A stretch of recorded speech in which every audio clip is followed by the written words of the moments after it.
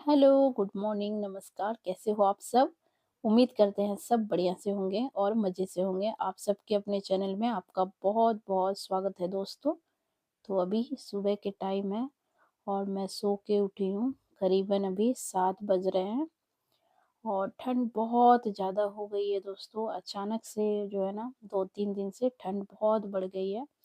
तो अभी हमको इसे रूम में ही लेके रखना पड़ता है। वैसे ये बहुत सुबह उठ जाता है, लेकिन मैं ज़्यादा टाइम तक इसे कोशिश करती हूँ कमरे के अंदर ही रखूँ, क्योंकि बाहर से बहुत ज़्यादा ठंड होती है, तो कमरे से मैं बाहर थोड़ा देर से निकालती हूँ इसे।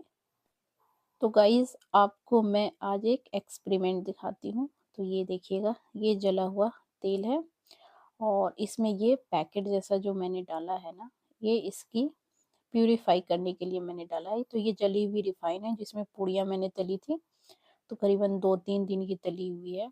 और ये है, देखिए, प्यूरीफाई पैकिंग, जो कि बहुत सारे इसमें पैकेज हमें मिल गया है। करीबन 8-9 पैकिंग है इसके, छोटे-छोटे, और ये इस तरीके से वाइट कलर में है। तो मैं आपको दिखा देती हूँ। और ये प्यूरीफाई जो है ना, रिफाइन को करने के लिए आता है, मगर मैं आपको उसका रिज़ल्ट पहले दिखाई हूँ कि ये बिल्कुल सही नहीं है। ये कहने को मतलब कहिए तो प्यूरीफाई है, पर ऐसा कोई भी काम ये नहीं करता है। तो बहुत सारे इसके अंदर हमें इस तरीके से पैकिंग मिल जाता है। और मैंने ट्राई की थी, क्योंकि मैंने सुबह-सुबह ही बच्चों को जो लंच में तैयार करके दिया था ना, तो करीबन 2-3 दिन से ये तेल कढ़ाई में इस तरीके से जली हुई रखी थी। तो यहाँ पे मैंने उसका एक्सपेरिमेंट किया कि चलो देख लेती हूँ, आज ये इसकी सफाई करता है कि नहीं। तो ये बिल्कुल नहीं हुआ।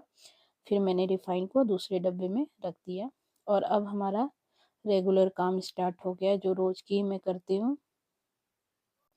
तो दोस्तों, बच्चों के स्कूल की टाइम अभी काफ़ी बढ़ गई है, क्योंकि ठंड जैसी-जैसी बढ़ती जा रही है ना, स्कूल की टाइम को लेके इसी तरीके से बढ़ोतरी हो जाती है। जैसे आने और जाने का दोनों में अंतर आ गया है, तो हमारे काम भी अभी वैसे ही चल रहे हैं। तो बच्चों को स्कूल जैसे मैंने भेजा है, उसके बाद हमारी झाड़ू और पोछा लगने का काम शुरू हो गया है।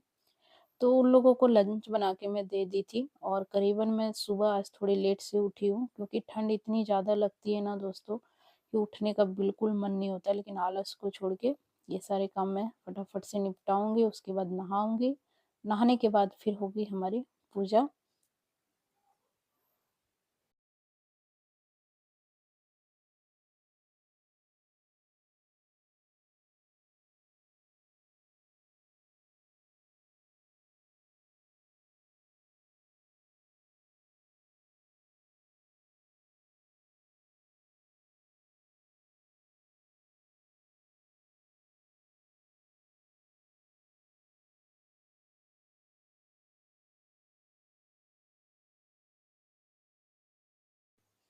वैसे मैं पहले कपड़ों वाली ही पोछा लगाती थी, जैसे अच्छे से वो हाथों से क्या होता है ना, सफाई भी हो जाती है। लेकिन कुछ दिन से हमारी बैक पेन इतनी ज़्यादा तेज़ हो गई है, इसी के लिए मैंने इस तरीके का ही पोछा यूज़ कर रही हूँ।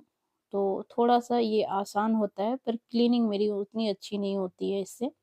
तो हाथों का जो भी कहिए, हाथ की पोछा और या फिर कपड़े धोना जो भी रहे, ये सारे काम जब मैं हाथों से करती हूँ तो उसकी सफाई कुछ अलग दिखती है। और इन सारी चीज़ों से अगर करो तो सफाई बिल्कुल अच्छी नहीं दिखती है। लगता है जैसे थोड़े टाइम के बाद फिर से मैंने कोई भी पोछा नहीं लगाया है, वैसा-वैसा दिखता रहता है घर में। तो अभी तो मैं कुछ इस ऐसे ही करूँगी, क्योंकि बैक पेन बहुत तेज़ हो रही है। फिर मैंने दवाई भी ली है इसकी।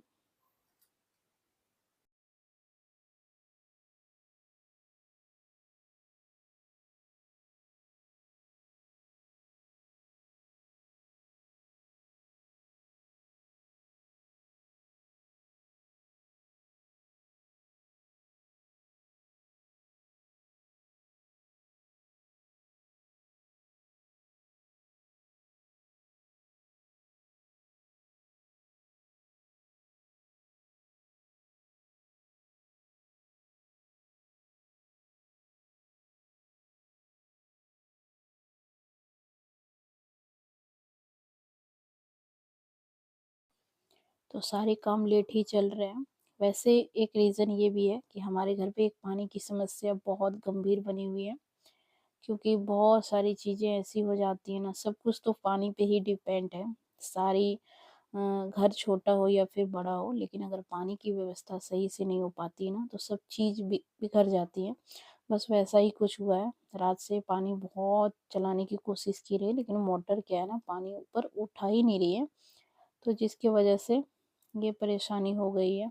तो अभी यहाँ पे प्लम्बर वाले भैया को बुलाया गया है, तो वही सारा चीज़ देख रहे हैं, क्या-क्या प्रॉब्लम आई है। तो ऊपर से टंकी को भी बंद कर दिया गया है, और यहाँ पे नल जल वाले जो पानी आती है ना, तो बस वही आई हुई थी, जाके सारा साफ-सफाई का काम निपट रहा है, नहीं तो ये भी पेंडिंग ही हो जाता। और ये देख लो इसमें क्या हो गया है, इसकी नट खुल गई है यहाँ से, और मैं लगाने की कोशिश कर रही हूँ। तो ये सब सारे चीज़ कुछ ऐसे ही होते हैं, कितनी भी अच्छे से रख लो, कुछ भी कर लो, लेकिन इन सब की लाइफ कुछ ज़्यादा लंबी होती नहीं है।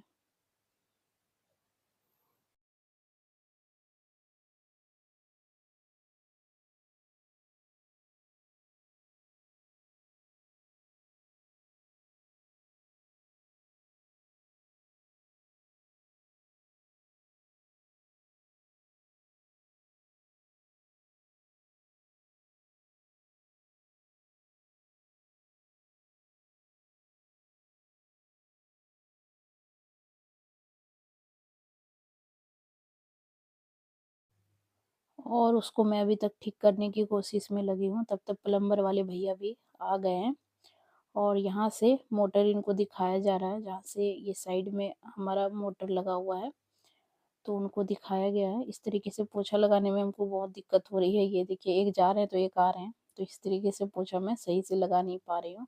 और आज हमारी गुड़िया रानी भी स्कूल नहीं गई है, क्योंकि उनका छुट्टी है सैटरडे का।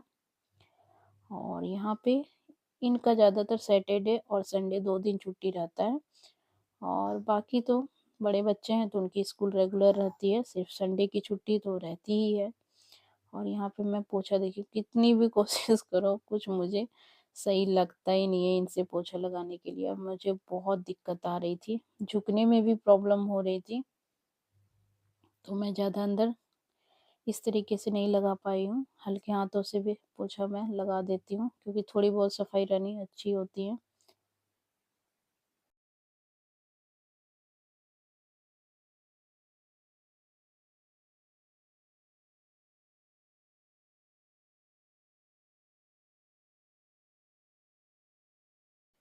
तो गाइज़ अभी जो है ना 4 ओ क्लॉक का टाइम हो रहा है, और मैं आ गई हूँ, ये देखिएगा। तो स्वेटर मैंने डाली है, बहुत ठंड लग रही थी, तो थोड़े टाइम के लिए आराम करने के लिए सो गई थी। इसके बाद उठने के बाद मैं यहाँ पे देखिए लग गई हूँ अपने कामों में।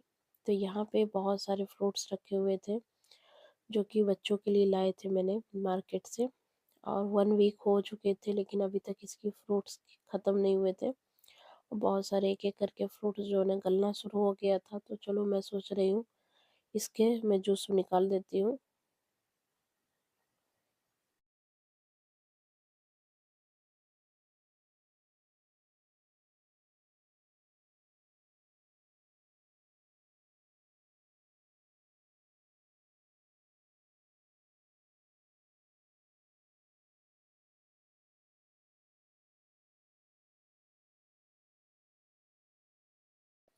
तो अनार का जूस बनाने के लिए सबसे पहले हमें अनार इस तरीके से निकालना है, और मेरे पास यहाँ अभी जो है ना कोई जूसर ग्राइंडर वगैरह नहीं है। बस मैं आपको तरीका बताती हूँ कि कितना ईज़िली आप निकाल सकते हो। और यहाँ पे नारंगी मैंने जो है ना मार्केट से करीबन 2 केजी लिया था, और अनार मैंने 1.5 केजी के समथिंग शायद लिया था, जो कि अनार तो बिल्कुल वैसे ही रखे हुए हैं। मुश्किल से 1-2 पीस, मतलब कहिए तो मैंने जो छुड़ा के दिए थे बस वही इन्होंने खाया है। और नारंगी भी गलना शुरू हो गया, क्योंकि जैसे ही नारंगी को मैंने लाया ना, तो उस टाइम बच्चों को अचानक से सर्दी जुकाम हो गए थे, तो मैंने मना कर दिया था फिर अभी मतलब मत खाओ। तो यहाँ पे अनार जो है ख़राब ना हो जाए, इसके लिए चलो मैं सबसे पहले जूस निकाल देंगे। और जूस निकालने से पहले 4 से 5 अनार को इस तरीके से मैं उसके दाने निकाल कर पहले रेडी करूँगी, और बहुत ईज़ी तरीके से मैं जूस निकालती हूँ, क्योंकि हमारे पास बिना जूसर के भी मैं जूस रोज़ ही बच्चों को निकाल कर देती हूँ टाइम से उनको।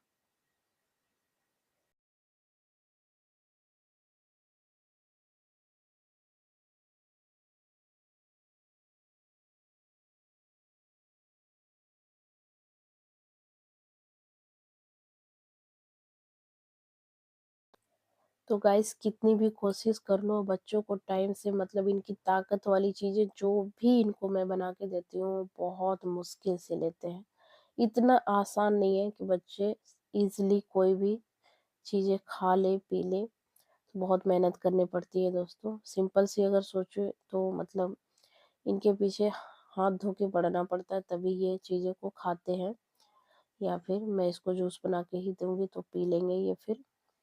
और चटपटी चीज़ें खाने में बिल्कुल ये पीछे नहीं रहते हैं, उनमें तो बिना बोले ही ये खा लेंगे। तो बस यहाँ पे मैं जल्दी-जल्दी कर लेती हूँ।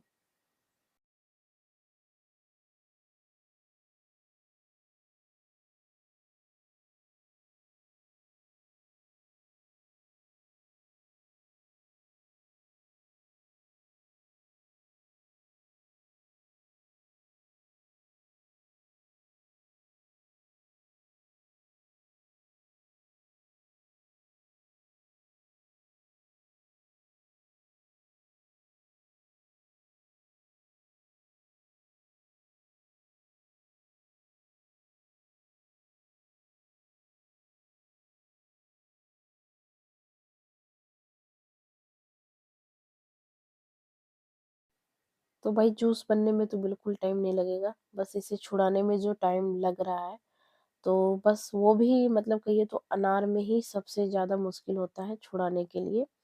फिर हमें नारंगी में इतना टाइम नहीं लगेगा, वो तो ईज़िली जल्दी-जल्दी छूट जाएगा। तो यहाँ पे चलिए अनार को छुड़ाने के बाद मैं दिखाती हूँ कि कैसे मैं अपने घर में बच्चों को जूस निकाल कर देती हूँ, बिल्कुल सिंपल तरीके से। वो भी भर-भर ग्लास बच्चों को देती हूँ, ताकि उन्हें समय से ताकत मिलती रहे। जूस लेना बहुत सेहत के लिए लाभदायक है, जैसे हम सबको पता है, लेकिन फिर भी बच्चों को भी यहाँ तक कि पता है, लेकिन बच्चे भी ईज़िली से ये सब सारी चीज़ों को नहीं खाते-पीते हैं, जिससे आगे चल के बहुत सारी समस्याएँ आ जाती हैं।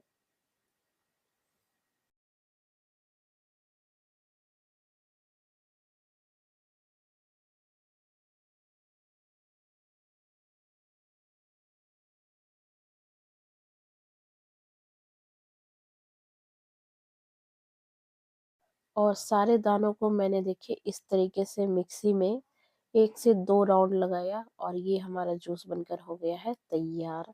तो अब चलिए इसको छान लेते हैं। तो इस तरीके से आपको कोई भी बड़ी वाली छन्नी ले लेनी है, उसमें इस तरीके से आपको छानना है।